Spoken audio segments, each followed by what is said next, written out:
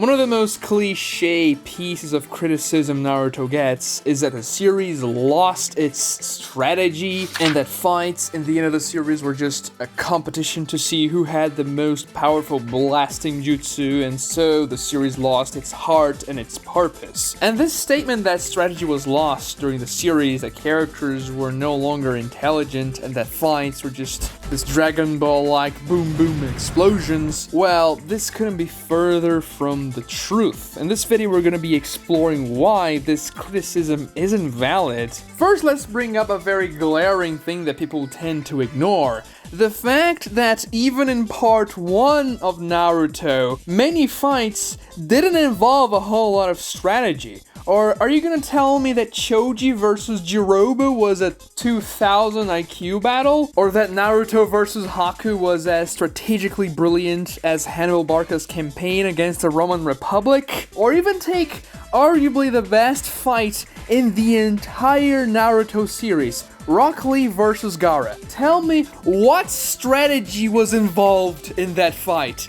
None! There was no strategy there. Rock Lee was just getting faster progressively. He was amping himself. First, he got rid of his weights so that he could move better, and then he started to open his gates so that he could get faster and stronger. I mean, sure, you could say, yes, it's a strategy. Getting stronger during the fight is a valid way of winning it. And sure, yeah, that's a strategy, but a 5-year-old can come up with that strategy. Oh, I have weights on my legs. Should I remove them to fight? I guess, right? I'm gonna be faster without them. I'm not saying Rock Lee is dumb. Actually, he is pretty intelligent. He is a very analytical dude. People don't give him enough credit, but he is smart. The thing is, there was no strategy involved in that fight. It was just Lee trying to punch Gaara as hard as he could and trying to run faster than Gaara's sand. Meanwhile, Gaara's just standing there, his arms crossed and his sand protecting him for him. He's literally doing nothing during the fight, just watching. And then in the end, he uses the sand to crush Rock Lee's limbs, but that's it. That's everything he does actively in the fight. It's an amazing fight, don't get me wrong, everyone loves that fight, but there's no strategy involved in it. It's not like Chikamaru fighting or anything like it. So yeah, not every Naruto fight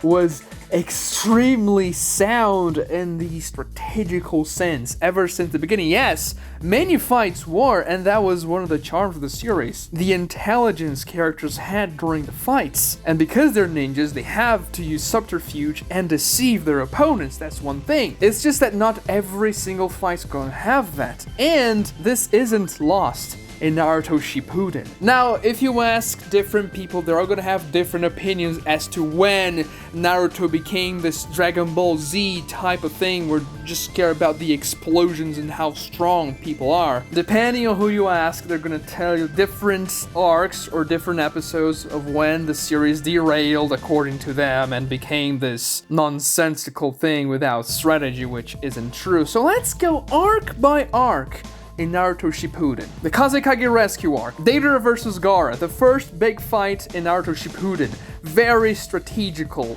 Deidara is clever in the fight, the way he uses his jutsu to defeat Gaara. It's very intelligent. He manages to put his clay centipede within Gaara's sand so that he cannot use the sand to protect himself, and it's the best way for the clay to reach Gaara in a very precarious position for him to defend himself. Great strategy, defeats Gaara. Perfect.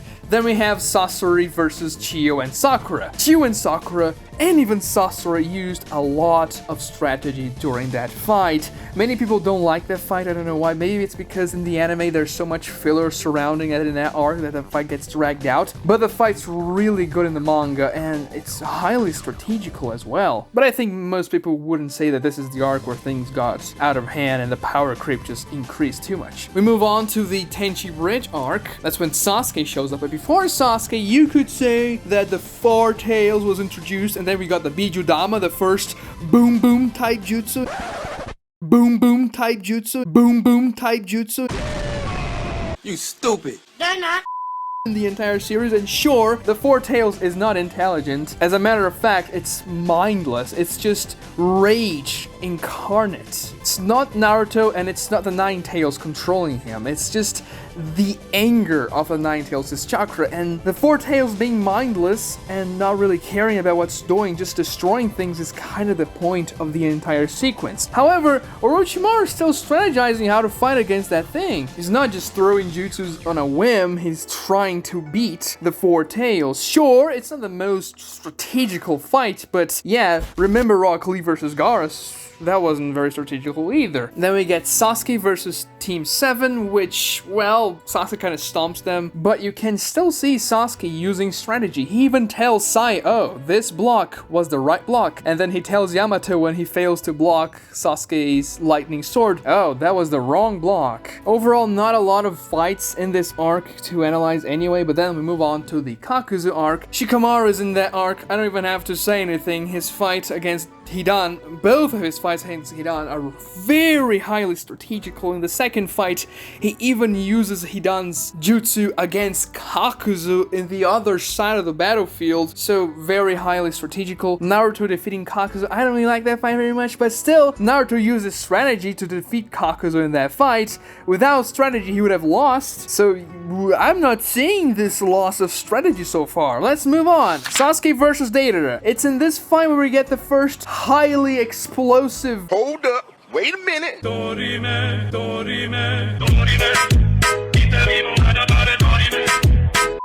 Beat you, Dama Blast Jutsu, stronger than the Ten Tails, with a C0 when Deidara sacrifices himself, the strongest jutsu in terms of raw strength we've ever seen. And this is the most strategical fight in the entire series, if you don't count Shikamaru fights. But just re-watch or reread that fight. There are so many layers of complexity to Sasuke's strategy as to defeat Deidara. He uses his lightning style to defuse Deidara's bombs, but he isn't sure if he could defuse them, so he actually uses his sword to thrust it against one of the mines on the ground with lightning, so that, oh, okay, so it works. The mine didn't go off, so lightning style actually diffuses this.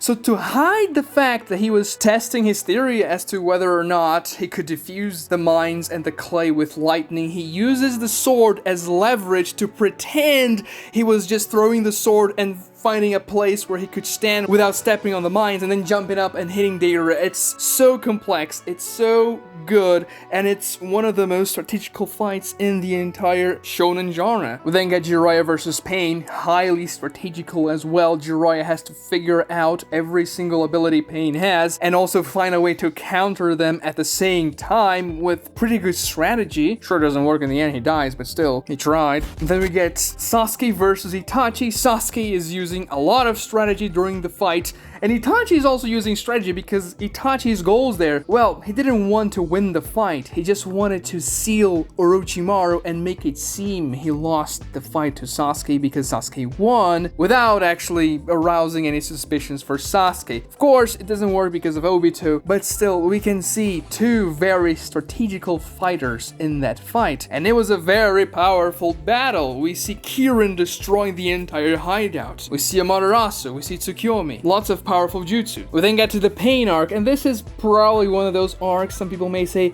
well, this is where Naruto lost its track. Pain was too powerful, he blew up the entire village. Well, he was very powerful. You can say the power creep was too much and that you don't like that the Naruto characters are that powerful, but you cannot say the Pain versus Naruto fight was just a dumb battle of battling jutsus with explosions, because Naruto was strategizing a lot in the fight. Naruto is much more intelligent than people give him credit for. Take that strategy when he used the smoke bomb and tossed the Rasen Shuriken. The first Rasen Shuriken was a fake. He transformed one of his shadow clones into the Rasen Shuriken inside of the smoke cloud so that Pain wouldn't see, and then that clone that was transformed into the Rasen Shuriken grappled one of the Pains. The real Rasen Shuriken came behind him and he would have hit Tendo Pain if Tendo Pain hadn't regained the Shinra Tensei just in the nick of time. But then, even though the Rasen Shuriken didn't work, Naruto tossed another clone upwards from within the smoke before he tossed the first Rasen Shuriken, and that clone landed on the Naraka path, taking him out of commission. That was such a layered strategy, very ninja-like. He thought 3 steps ahead of Pain, and even though Pain had the luck to regain Shinra Tensei just in time, Naruto was still able to take out one of the paths there. Then you may say that, no, but the 6 Styles fight was just a mindless beast against Pain. Yeah, sure, that's the point. When Naruto comes back and defeats Tendo Pain, he also uses a lot of strategy. Not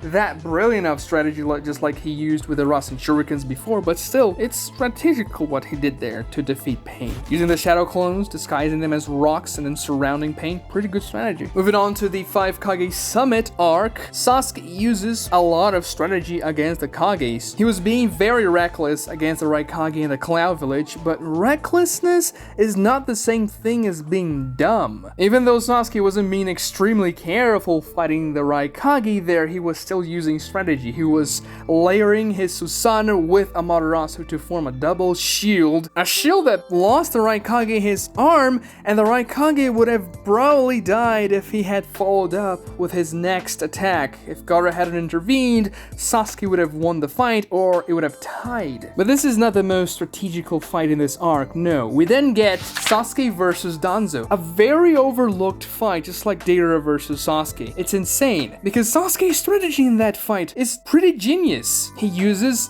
a subtle genjutsu that Danzo didn't realize he was under, which convinced Danzo that his Izanagi eye was still open and he still had some time left of immortality, that his Izanagi was still up in the fight. It actually wasn't, and Danzo went for the last attack. Sasuke hit Danzo with his sword, and then Danzo was like, oh yes, you went in too soon, Sasuke, but then, oh no, I didn't have Izanagi anymore. He put me under a genjutsu and I didn't notice, and this was set up because Sasuke used the genjutsu prior to that on Danzo, and Itachi appeared and all that in the genjutsu. Sasuke was testing out if Danzo could resist genjutsu, or if he could put Danzo under a genjutsu for at least a brief moment. Sasuke also dissected how Izanagi worked and made sure Danzo wouldn't be able to get out scot-free. He still kept pressuring Danzo even though he was immortal, because he was already in the fight and he had to keep on pressuring him. So that fight was pretty intelligent. Now let's move on to the most controversial arc in the series in terms of power scaling and strategy, which is the war arc.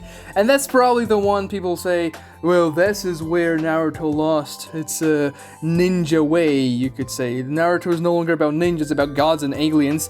And to a certain extent, that is true, because Kaguya is a mistake that should have never happened. But before Kaguya, things were actually pretty good. This arc isn't perfect by any means, but still there's a lot of good things before Kage arrives. Let's take Madara for example. Yes, Madara tossed 2 meteors down the Shinobi Alliance. This was a show of strength that we've never seen before. He casually dropped 2 meteors, way larger than Pain's Jubaku Tensei. But still, when Madara fought against the 5 Kage, he and the 5 Kage both had strategies that they implemented against each other. The 5 Kage fighting together, trying to connect their combos, which almost worked for a couple of times when Madara was caught off guard, but he always thought one step ahead. He was always coming up with a counter strategy against the 5 Kage's combos, and this is how a ninja fight's supposed to look like. Strategy, counter attack, counter strategy to counter attack, and so on and so forth. Look at the final combo the 5 Kage pulled against Madara. He had his 25 Susanos activated. Onoki uses this massive particle style to destroy them all, and Madara is unable to properly absorb the particle style because he was encased by his Susanoo, so half of his body gets blown away. The Mizukage then uses the Water Dragon Jutsu after Onoki opens up his particle style so that Madara couldn't counterattack. The Raikage laces the Water Dragon with lightning, so Madara is forced to absorb it, and Gaara puts sand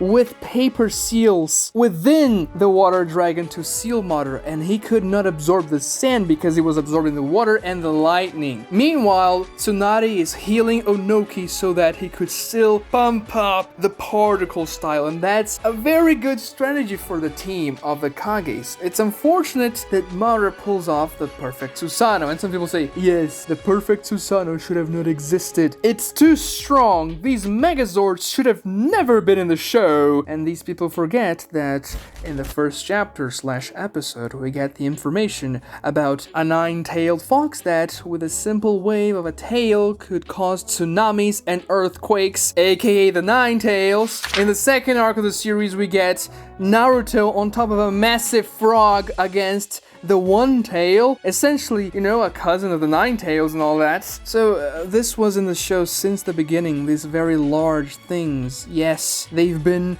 in the series since chapter 1. And of course, we're gonna get more of them as the series progresses and more powerful versions of them. So it's natural for Madara to have something that would scale to the 9 tails or even stronger. While this is happening in the story, Kakashi, Naruto, Guy, and Killer Bee are fighting against Masked Man Obito with the 6 Jinchurikis. And this fight, it's really well done. It has a lot of strategy. They have to find a way to counter Obito's attacks and Kamui. First, Naruto has to find out how to seal back all the Jinchurikis by pulling off the Rinnegan rods. And granted, when Naruto gets the Kurama avatar for the first time, that's not the most highly strategical fight. Sure, it's kind of a kaiju battle, but that's the point, really. But then when they are fighting just Obito, Kakashi has to come up with the most elaborate plans to make sure they'll hit Obito. First, he figures out how Kamui works and how he can use his own Kamui to counter Obito's Kamui. He implements the plan, he's able to hit Obito a couple of times, and then he uses his final Kamui to teleport Naruto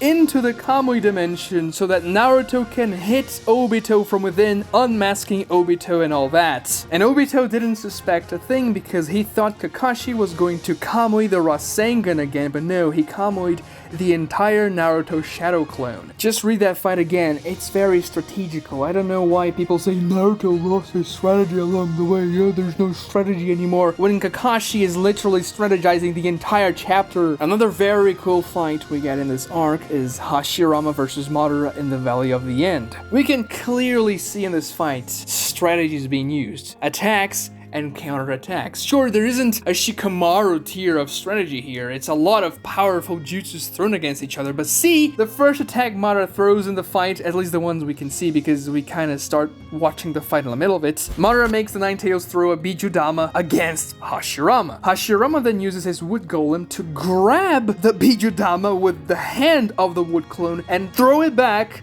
onto the 9 tails. Madara uses his Susanoo to block that. Attack, counterattack. Counterattack, counterattack. Madara says, oh yeah? You're grabbing my Bijudama? Let me put a sword in the middle of the Bijudama so that you can grab it. And then he tosses that one. Hashirama then counters the counterattack by summoning 5 Hashimons to divert the path of that shuriken-like Bijudama, which works barely. And we can see, oh, okay, that's pretty intense. And then we can also see Madara's strategy level here when he layers the 9 tails with his Susanoo. Pretty genius, to be honest. That exchange happens in the first chapter of the Madara versus Hashirama fight, and is honestly one of the coolest exchanges in the entire series, involving very high tier powers of extreme strength that we would never imagine seeing in the first chapter, and still, it feels so much like 2 ninjas fighting each other and attempting to find weaknesses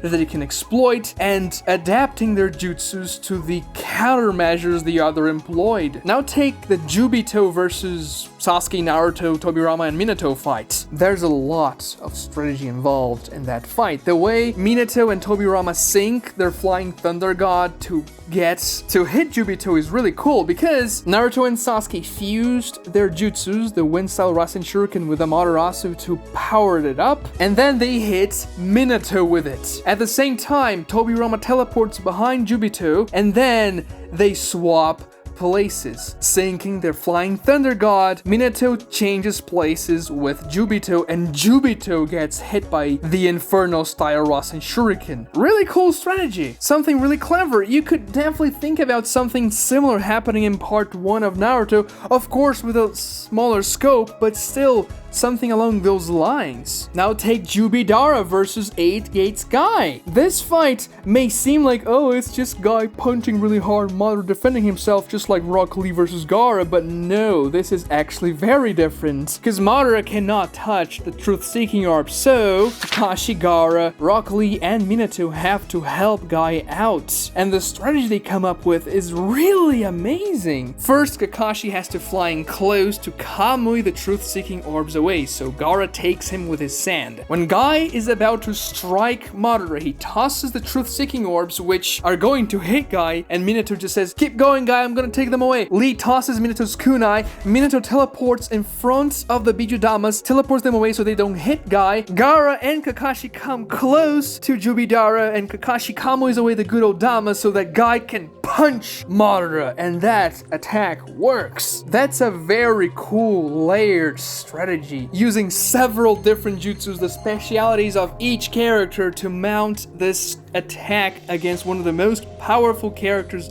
we've ever seen. If that's not strategizing, I don't know what is, because this is one of the highest tier fights in the entire series, and yet the characters are being very clever about what they're doing. We then get Naruto and Sasuke versus Juubito, and sure, we just get that fight for like 1.5 chapters, but still, those chapters, Juubito fights against Naruto and Sasuke, are so strategical, both sides trying to figure out exactly what the other can do. They're just measuring each other out, not going all out. And that's exactly what a ninja's supposed to do before they engage fully. You cannot commit 100% if you don't know what your opponent can do, and that's what they're doing there. They're analyzing the strengths and weaknesses of their opponent, because honestly, Naruto and Sasuke just got their new powers and Madara didn't know exactly what they could do. And then we get Kage, which is a mistake. Sure, it's bad. Sure, Kage is dumb. Sure, he's the dumbest character in the entire series. Sure. But even in the Kaguya fight, Team 7 still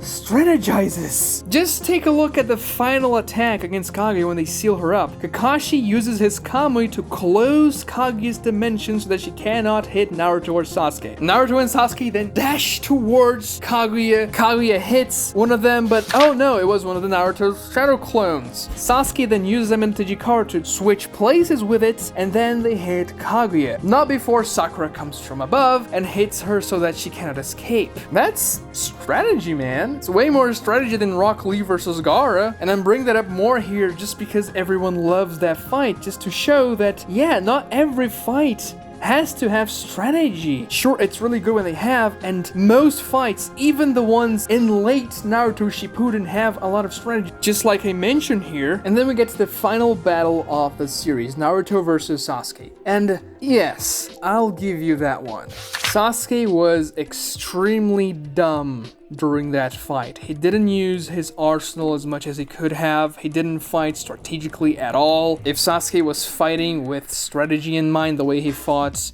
against Danzo, against Itachi, against Deidara, Sasuke would have won the fight kind of easily. Not completely like no diff, but still he would have won the fight relatively easily. And we couldn't have that happen because obviously Naruto had to win. So I'll give you that Naruto versus Sasuke, yeah, that fight didn't have a lot of strategy. That was a pretty boom, boom, boom, boom fight. But it was still pretty cool to see, nevertheless. All in all, Naruto didn't lose its strategical fighting spirit. The series didn't lose its way because of that, or even because of power creep for that matter. People tend to blow this problem out of proportion when, honestly, the only big problem in the Naruto series boils down to Kaguya and the Zetsu retcon/plot twist. That's the big problem in this series. If that hadn't happened, then Naruto would be like a 9.5 out of 10. Honestly, if you still think that strategy was lost and the characters no longer use strategy in late Naruto Shippuden, just read the manga again, read the war arc again. You're gonna see this is completely not the case. Even when you talk about characters like Juubito, Juubito, they are still strategizing, very, very much so. Subscribe to the channel if you enjoyed this video and my analysis. Watch this other video right here for more Naruto content just like this one. Like this video too to help me out with the YouTube algorithm, and thank you so much for watching.